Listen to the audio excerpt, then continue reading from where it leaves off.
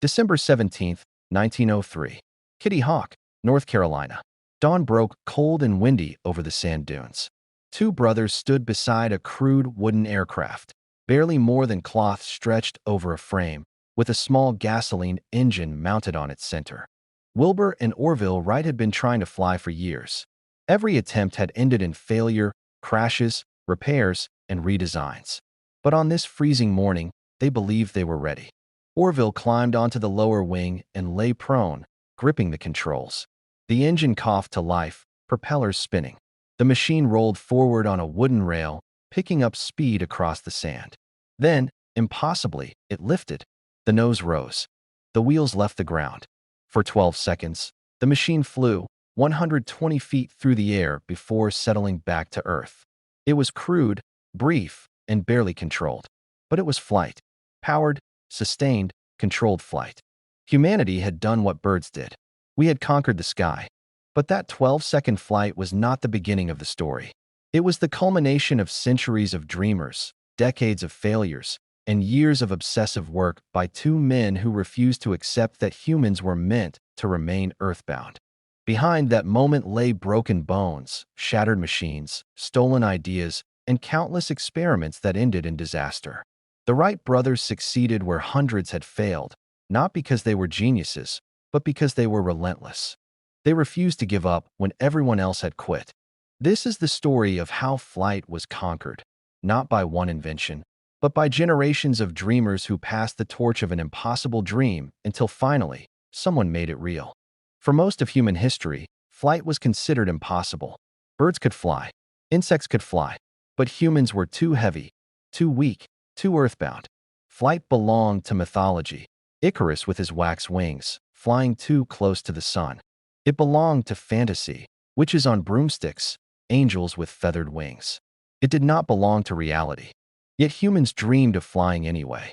They watched birds soar effortlessly through the air and wondered, why not us? What secret did birds possess that humans lacked? If the secret could be discovered, perhaps humans could fly too. Leonardo da Vinci was among the first to study flight systematically. In the late 1400s, da Vinci filled notebooks with sketches of flying machines. He observed birds carefully, noting how wings moved, how feathers adjusted to control flight, how bodies were shaped to minimize air resistance. He designed ornithopters, machines with flapping wings powered by human muscle. The designs were elegant, beautifully drawn, and completely impractical. Human muscles couldn't generate enough power to flap wings large enough to lift a human body.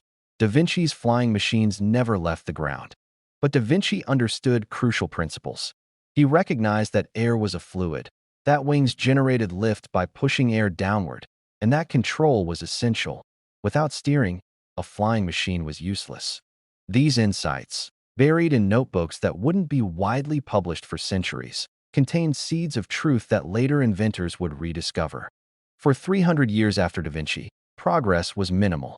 Inventors occasionally proposed flying machines, but none worked. The problem seemed insurmountable. Birds weighed ounces and had powerful flight muscles. Humans weighed hundreds of pounds and lacked the strength to power wings. Without engines, which didn't exist until the 19th century, human-powered flight was impossible. And even with engines, nobody knew how to design wings that would lift weight efficiently or how to control a flying machine once airborne. The breakthrough began with an unexpected source: balloons. In 1783, the Montgolfier brothers in France launched the first hot air balloon carrying human passengers.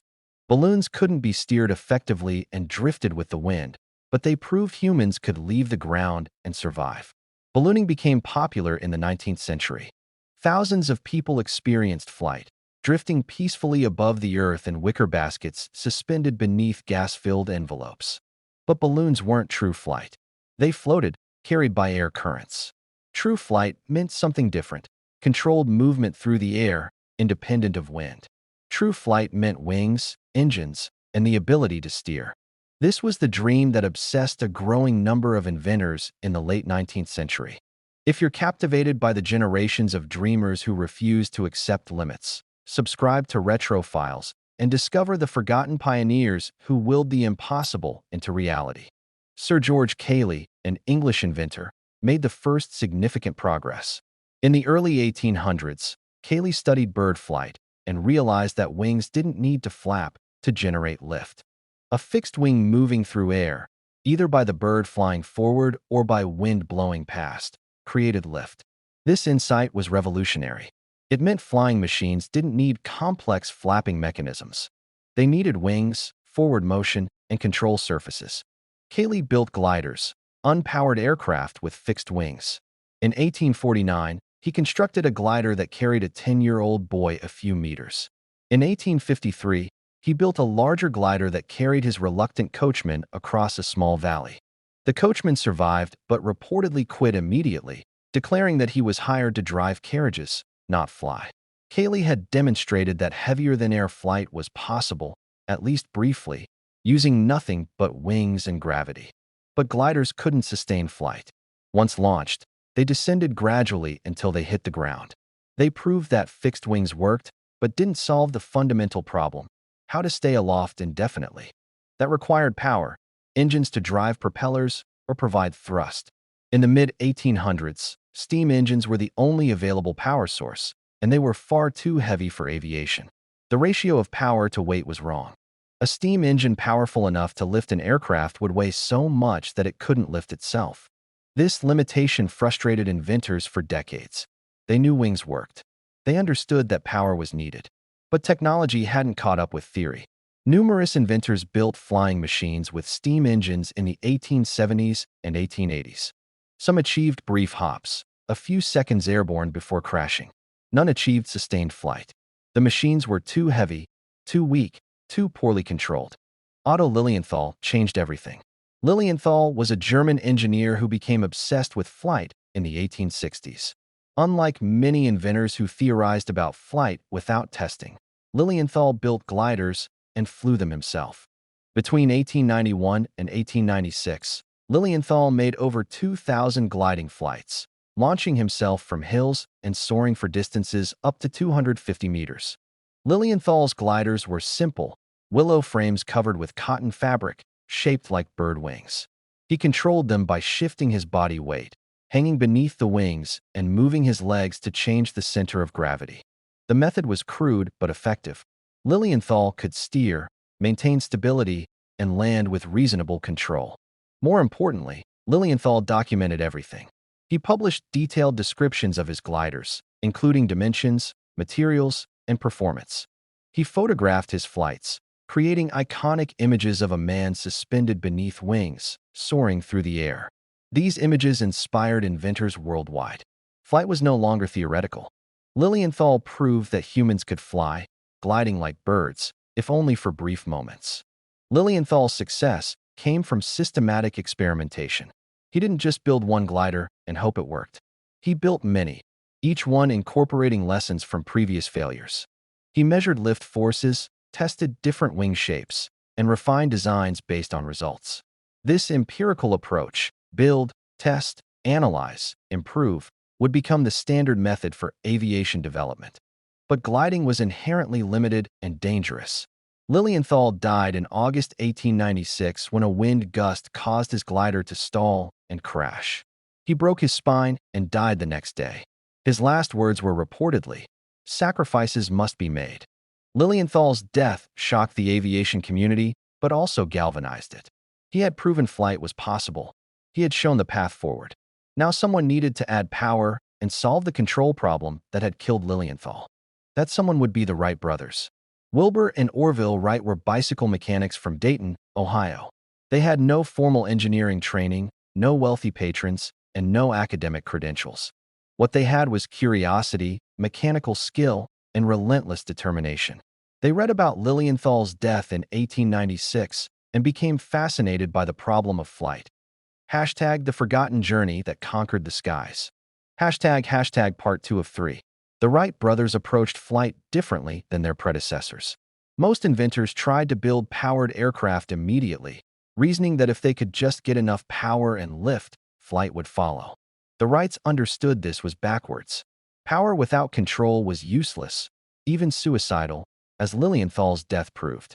You could build the most powerful engine and the strongest wings, but if you couldn't control the aircraft once airborne, you would crash. So the Wrights focused first on control. They studied birds intensely, watching how buzzards maintained stability and turned by twisting their wing tips. Birds didn't just flap their wings, they warped them, changing the angle of attack on each side to bank and turn. The Wrights realized this principle could be applied to aircraft. If wings could be twisted, warped, the pilot could control roll and maintain stability. In 1899, Wilbur built a small biplane kite with wings that could be twisted by pulling strings. The kite flew successfully, proving that wing warping worked. The brothers were encouraged. They had discovered a control method that other inventors had missed. But testing on kites was one thing. Testing with a human pilot was another. They needed a testing ground, somewhere with steady winds, soft landing surfaces, and isolation from crowds. They wrote to the U.S. Weather Bureau requesting wind data for various locations. The response pointed them to Kitty Hawk, North Carolina, a remote barrier island with strong, steady winds and miles of sand dunes. In September 1900, Wilbur traveled to Kitty Hawk and set up camp. Orville joined him soon after. Kitty Hawk was miserable. The brothers lived in a tent on the beach, exposed to sand, mosquitoes, and brutal weather. They were hundreds of miles from home, working in isolation with minimal supplies. Mail took days to arrive. Equipment had to be built on-site with limited tools. But Kitty Hawk offered what they needed: wind, sand, and privacy. Nobody would interfere. Nobody would steal their ideas. They could experiment freely. The first Kitty Hawk glider, tested in October 1900, was a biplane with a 17-foot wingspan. The wings used wing warping for control. A forward elevator controlled pitch. The pilot lay prone on the lower wing, operating controls by hand and hip movements. The glider flew as a kite first, then with a pilot aboard. The flights were brief. The longest lasted only 15 seconds, but they worked. The control system functioned. The Wrights returned to Dayton excited and convinced they were on the right path. To dive deeper into the relentless experiments and failures that built the foundation for human flight, subscribe to Retro Files and witness the obsession that conquered the impossible. The 1901 glider was larger and more ambitious, a 22-foot wingspan designed to carry a pilot for longer distances. But this glider was a disaster. It didn't generate the lift the Wrights expected. It was difficult to control. Flights were short and dangerous. After weeks of frustrating testing, Wilbur was so discouraged he told Orville that humans wouldn't fly for 50 years. They returned to Dayton defeated. But defeat motivated the Wrights rather than stopping them. They realized that existing aeronautical data, tables showing how much lift different wing shapes generated, was wrong. Previous researchers had published this data, and the Wrights had trusted it. But the data was inaccurate, leading the Wrights to design wings that didn't work as expected. Rather than accept defeat, the Wrights decided to generate their own data. In late 1901 and early 1902, they built a wind tunnel in their bicycle shop, a 6-foot wooden box with a fan that blew air over miniature wing models. They tested over 200 different wing shapes, carefully measuring lift and drag for each one. This methodical testing produced accurate data that allowed them to design wings scientifically rather than guessing. This wind tunnel work was revolutionary.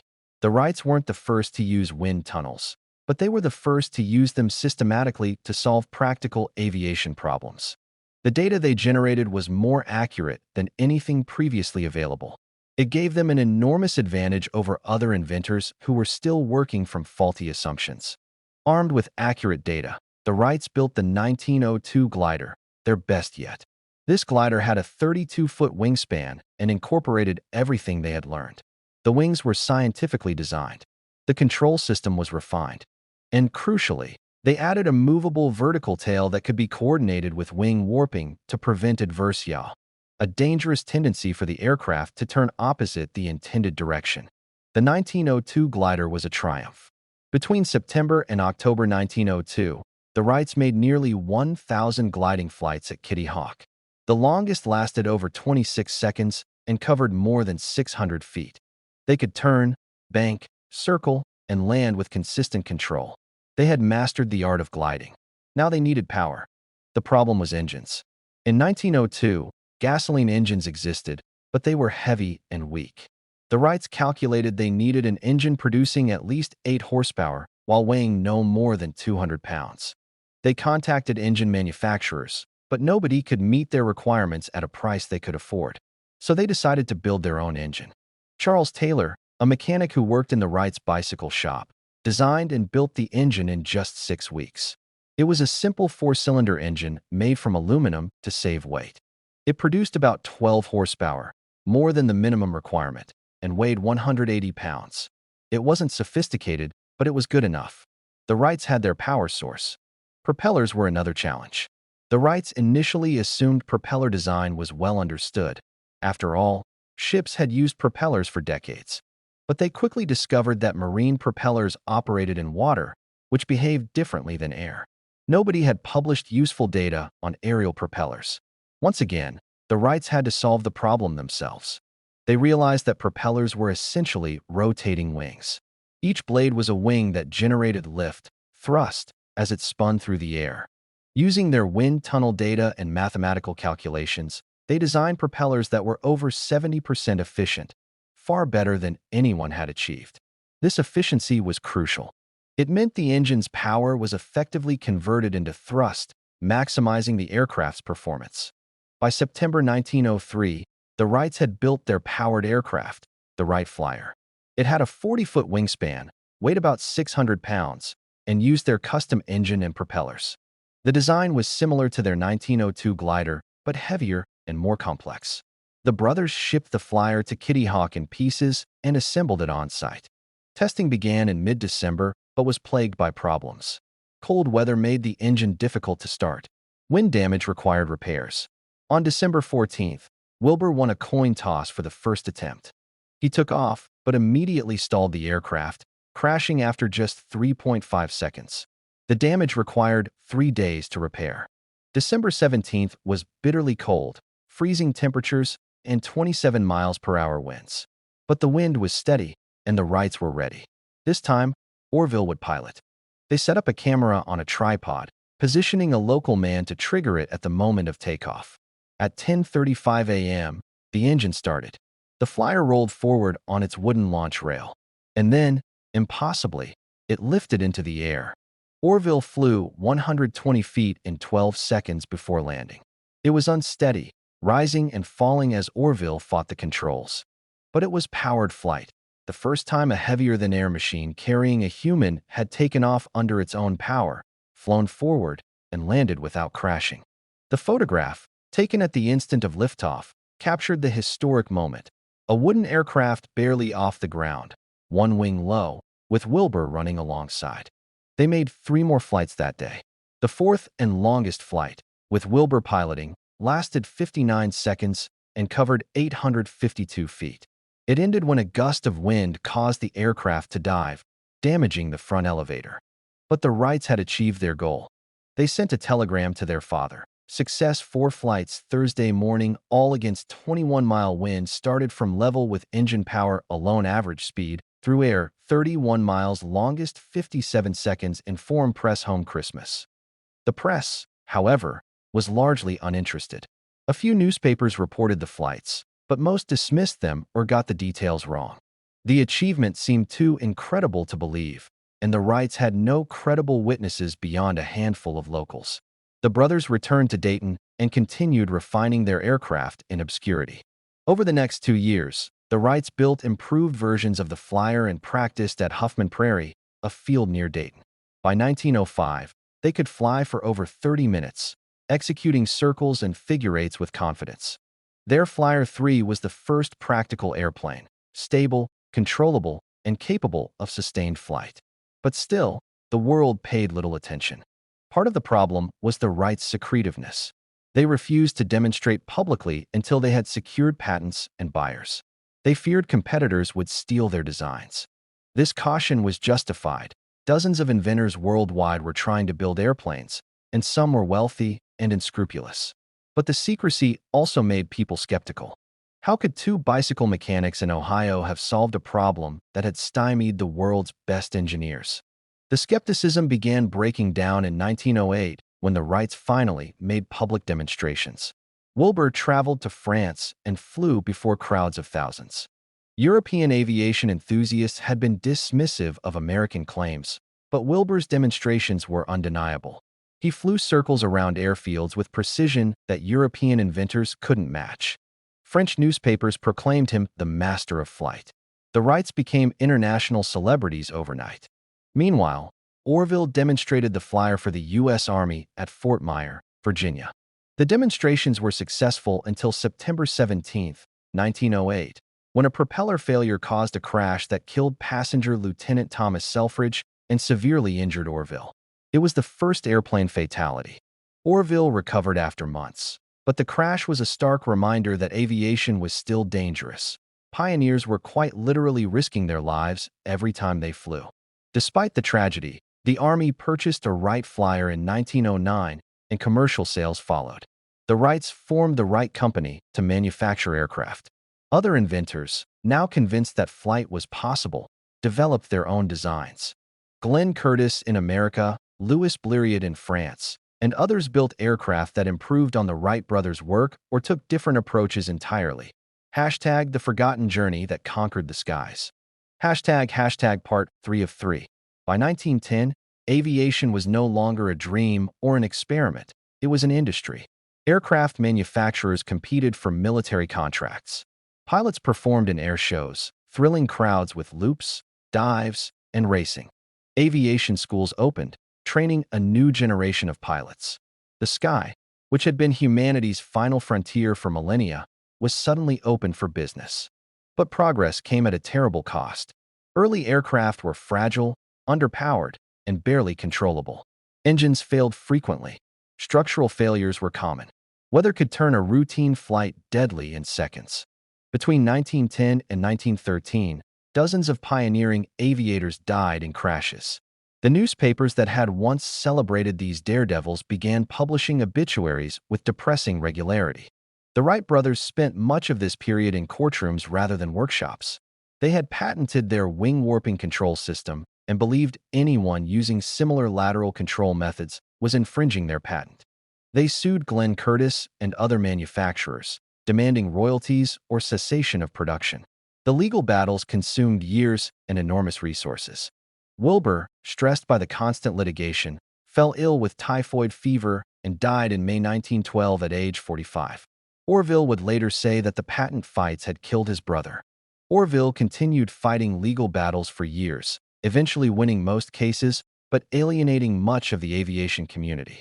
The Wrights were seen as heroes who had become greedy monopolists, stifling innovation to protect their profits. This reputation was unfair. The Wrights had invested years of work and their own money to solve flight, and they deserved compensation, but it tarnished their legacy. Meanwhile, aviation technology advanced rapidly. Aircraft engines became more powerful and reliable. Airframes were strengthened with better materials and construction techniques. Control systems improved, making aircraft easier and safer to fly. By 1914, aircraft could fly for hours, carry multiple passengers, and reach altitudes above 10,000 feet. What had been impossible in 1900 was routine just 14 years later. World War I transformed aviation from novelty to necessity. When war began in August 1914, all major powers had small numbers of military aircraft used primarily for reconnaissance. Pilots flew over enemy lines, observing troop movements and reporting back. Initially, opposing pilots waved to each other. Aerial combat seemed absurd. But warfare has its own logic. Within months, pilots were carrying pistols and rifles, taking shots at enemy aircraft. Soon, machine guns were mounted on aircraft. By 1915, dedicated fighter aircraft were being designed and built. For more stories of how dreams became reality through generations of sacrifice and obsession, subscribe to Retro Files and discover the forgotten moments that reshaped human civilization. The war accelerated aviation development at a pace unimaginable in peacetime. Governments poured unlimited resources into aircraft production. Engineers solved technical problems in months that would have taken years of civilian research. Fighter aircraft evolved from crude machines barely able to maneuver into agile weapons capable of complex aerobatics. Bombers grew large enough to carry significant payloads and reach distant targets. By 1918, aircraft were decisive weapons. They photographed enemy positions, directed artillery fire, attacked ground forces, bombed cities, and battled for control of the air. The war produced legendary fighter pilots, aces who shot down dozens of enemy aircraft and became national heroes. But it also killed thousands of aviators. Life expectancy for new pilots at the front was measured in weeks. Aviation had become lethal on a scale the Wright brothers never imagined.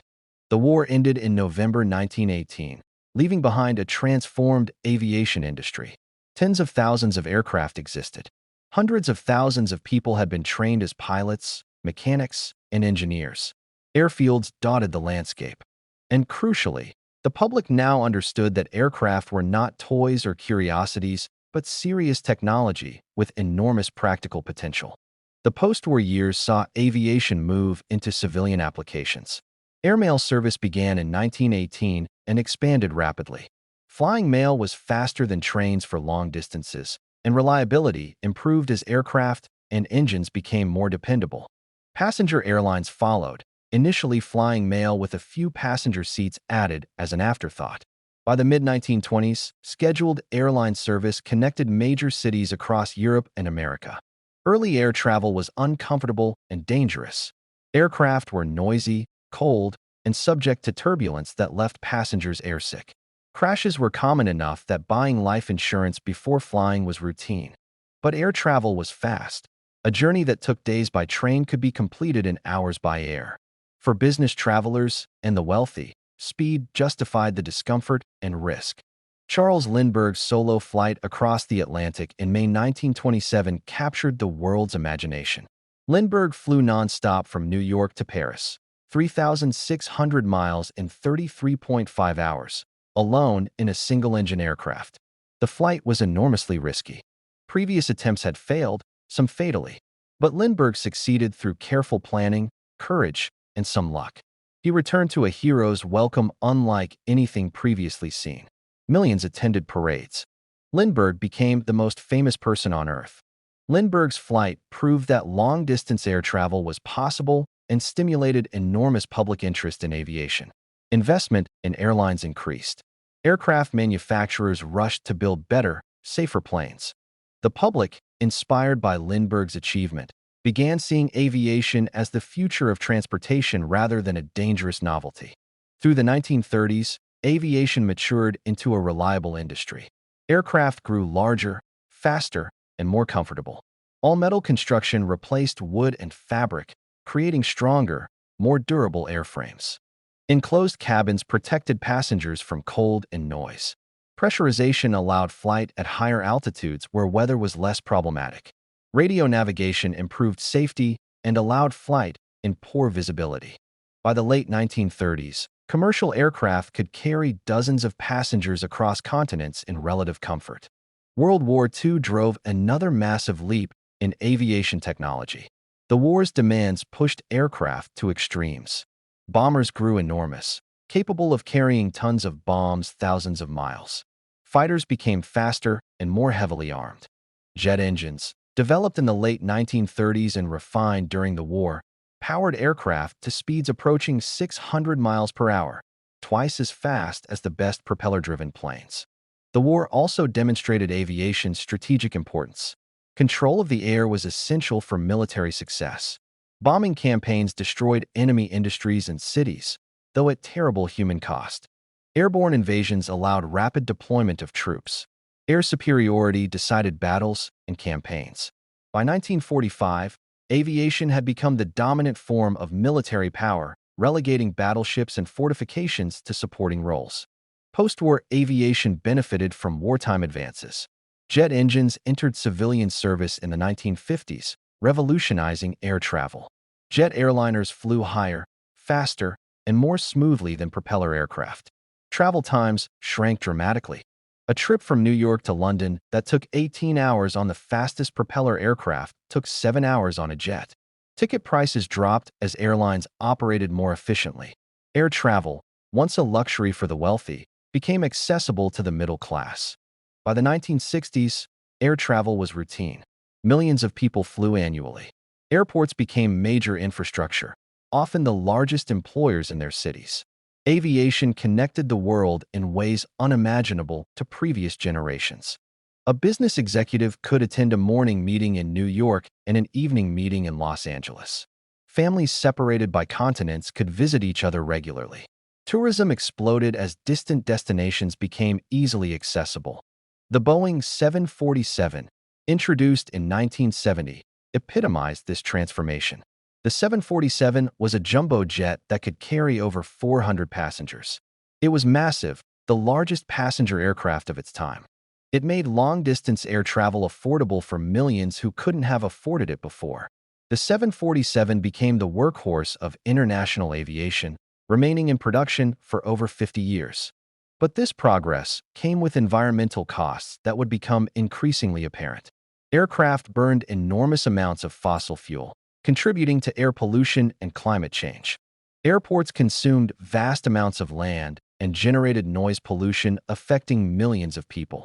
Aviation's growth, while economically beneficial, created environmental and social costs that society struggled to address. Aviation also transformed warfare in ways that raised troubling ethical questions. The ability to strike targets anywhere on Earth made war more impersonal. Pilots dropped bombs from miles above the ground, never seeing the people they killed. Drones, introduced in the late 20th century, took this further. Pilots operated aircraft from thousands of miles away, reducing their risk to zero while maintaining the ability to kill. War became a video game, at least for those operating the technology. For those, the dream of flight had been achieved, but it created a world that early pioneers could never have imagined. The Wright brothers flew 120 feet in 12 seconds. A century later, aircraft routinely flew 8,000 miles nonstop, carrying hundreds of passengers in pressurized, climate-controlled comfort while traveling at 500 miles per hour. The transformation was total and irreversible. But the human costs remained real. Thousands of people died in aviation accidents each decade. Workers building airports and aircraft were injured. Communities near airports suffered noise and pollution. Indigenous peoples were displaced to build airfields. The benefits of aviation, speed, connection, economic growth, were distributed unevenly. Those who gained the most were often not those who paid the costs. Looking back, the conquest of flight seems inevitable, the culmination of centuries of dreaming and decades of scientific progress. But it was never inevitable. It required individuals willing to risk their lives, waste their fortunes, and endure ridicule pursuing an impossible dream. It required Cayley recognizing that wings didn't need to flap. It required Lilienthal making 2,000 glides and dying in pursuit of knowledge. It required the Wright brothers spending years in isolation, methodically solving problems nobody else could solve. Flight was not discovered. It was not revealed. It was not gifted to humanity by nature or providence. It was earned through obsession, sacrifice, and relentless work by individuals who refused to accept that humans were meant to remain earthbound. The Wrights succeeded not because they were geniuses, but because they combined intelligence with determination, theory with practice, and ambition with caution. They studied what others had learned, built on existing knowledge, and methodically solved the problems that had defeated everyone else.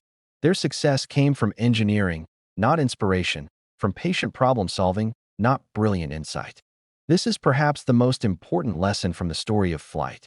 The impossible becomes possible not through magic or genius, but through persistent, methodical work. The Wright brothers didn't know if flight was achievable when they started. They had no guarantee of success. They invested years and risked their lives on a problem that might have been unsolvable, but they refused to quit. And eventually, they succeeded. On that cold December morning in 1903, when Orville lifted off from Kitty Hawk, humanity achieved something that had seemed forever beyond reach. We had conquered gravity. We had escaped the Earth's surface. We had become, briefly and imperfectly, like birds. The flight lasted 12 seconds. It covered 120 feet, less than the wingspan of a modern airliner. It was crude, dangerous, and barely controlled. But it was flight.